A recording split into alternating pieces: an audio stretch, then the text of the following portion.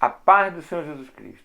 Eu estou aqui para falar com você a respeito de todos esses acontecimentos, dessa pandemia que tem assolado a humanidade, afligido os corações, deixado pessoas ansiosas, com medo, e que gerou tudo isso que está acontecendo. Confinamentos, quarentenas, decretos presidenciais, decretos de governadores, portarias, tudo aí para cercear a liberdade do povo, com grandes justificativas.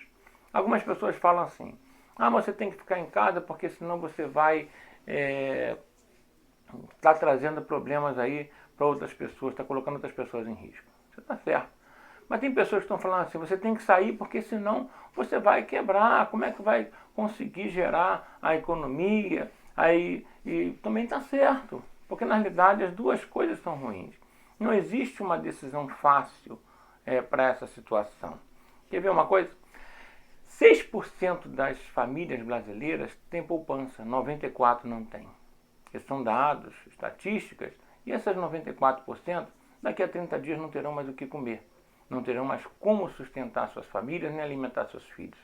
É muito fácil para alguém falar ficar em casa tranquilo quando não consegue prever o que vai acontecer lá na frente. Aí a cura pode realmente ser mais cara do que a enfermidade em si. Ninguém quer perder um ente querido, seja por coronavírus, para o H1N1, para a tuberculose ou para essa violência que está acontecendo aí fora. Ninguém quer perder um ente querido. Mas não podemos também ser tão assim irresponsáveis a ponto de querer que toda uma nação pare. Porque nós, como servos de Deus, como crentes em Cristo Jesus, nós devemos entender que não só a igreja, mas a humanidade já passou por tantas situações difíceis e todas elas foram vencidas. O nosso Deus sempre deu escape porque Ele acredita no ser humano, acredita em você. E o Senhor Jesus deixou a sua igreja e Ele disse assim: as portas do inferno não prevaleceriam contra a minha igreja. E algumas pessoas falam assim: mas a gente tem que ter prudência, tem que ter coerência. Mas aonde está a coerência? Por exemplo, onde nossa mão de obra, 80% da nossa mão de obra, dos nossos trabalhadores, trabalham em pequenas e médias empresas. E essas empresas, a média de caixa dessas empresas, que elas podem suportar apenas 27 dias. Passando disso, elas começam a quebrar. E aí o batalhão de pessoas desempregadas, o número de violência que vai aumentar, de pessoas que vão começar a morrer por outro tipo de doença, porque na realidade não tem como fazer um tratamento, vai piorar muito. Por isso que eu estou falando aqui com você, que nós precisamos nesse momento ter fé. Eu sei que a mídia televisiva estava perdendo muita audiência, e com essa situação do coronavírus eles ganharam novamente a audiência. E parece que virou assim, virou moda. A mídia televisiva está falando qualquer coisa que o presidente da República fale, ou que um ou outro político fale, eles caem de pau em cima para tentar ganhar mais audiência. Mas eu quero falar com você que nós não podemos ser ping-pong, de um lado para o outro. Um fala uma coisa, outro fala outra. Vamos pensar na realidade que o nosso Deus ele nos deu inteligência e capacidade de raciocínio para avaliar todas essas questões. Se nós olharmos o lado bíblico da coisa, você vai ver que existiram muitos povos que passaram por problemas, e o povo de Deus principalmente. A própria igreja foi perseguida por várias autoridades, foi perseguida por imperadores, por reis, e ela passou por isso tudo.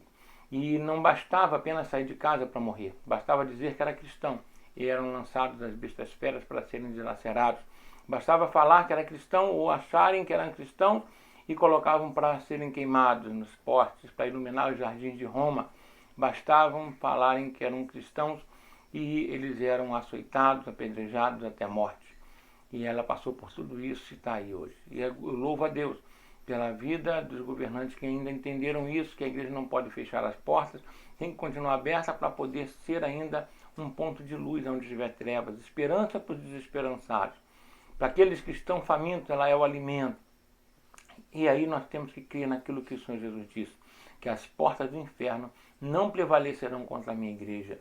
Independente do tipo de catástrofe que estiver assolando o mundo, nós precisamos confiar no nosso Deus, porque Ele ainda confia na humanidade, senão não teria enviado Jesus Cristo para morrer por mim e por você.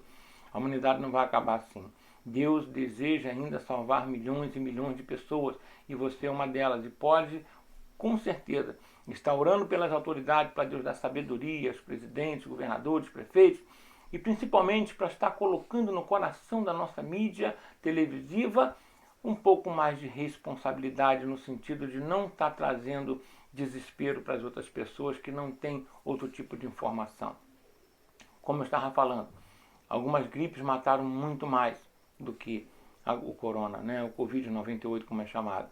E nem por isso teve tanto alarde. Será que é porque as outras atingiram muito mais a classe assim de baixa renda, vamos colocar assim, uma classe que era inferiormente falando financeira, e agora está atingindo todos, por isso esse alarde? Quem está ganhando com isso? Infelizmente, não é Deus, não é você e não sou eu que estamos trabalhando. Eu concordo que devemos preservar as pessoas que são imunodeficientes. Eu concordo que nós devemos preservar as pessoas que estão do grupo de risco com mais de 60 anos. Sim, já estão aposentados, que fiquem em casa, sejam guardados. Mas os jovens precisam sair para trabalhar. Então vamos orar, pedir a Deus para que por mais essa pandemia, mais esse problema que está passando pela nossa humanidade, ele venha embora. Vai embora, desapareça. Nós cremos no poder do nome de Jesus Cristo, que você, que é crente, que é servo de Deus, já viu tantos milagres, foi até a igreja, já viram pessoas aleijados andarem, que creem nos evangelhos, que onde verem leprosos sendo purificados, pessoas curadas de câncer, pessoas que estavam depressivas e foram realmente arrancadas da depressão das trevas e hoje estão vivendo bem. É o que eu falo aqui para você nesse vídeo. Creia no poder de Deus, creia no nome de Jesus Cristo. Como Pedro disse quando curou aquele homem que estava no pórtico de Salomão, lá em Atos dos Apóstolos, ele chegou, o homem pediu uma esmola, pediu um dinheiro, naquele momento ele não precisava disso. Pedro olhou para ele e falou, não tenho ouro nem prata, mas o que eu tenho te dou, levante e ande em nome de Jesus. E ele levantou. E depois Pedro, dando um discurso ao povo, falou o seguinte, não foi pela minha justiça ou santidade, mas é pela fé que eu tenho no nome de Jesus, fez esse nome fortalecer esse que vocês veem agora de pé. E nós cremos que a fé no nome de Jesus Cristo vai continuar abençoando o nosso país, a nossa nação, o seu lar. Confie no poder de Deus e Ele vai entrar na sua casa e abençoar a sua vida de maneira rica e poderosa. Nós cremos nisso e eu também creio. Por isso as igrejas continuam de portas abertas. E eu louvo a Deus pelas autoridades que entenderam isso, até a própria imprensa.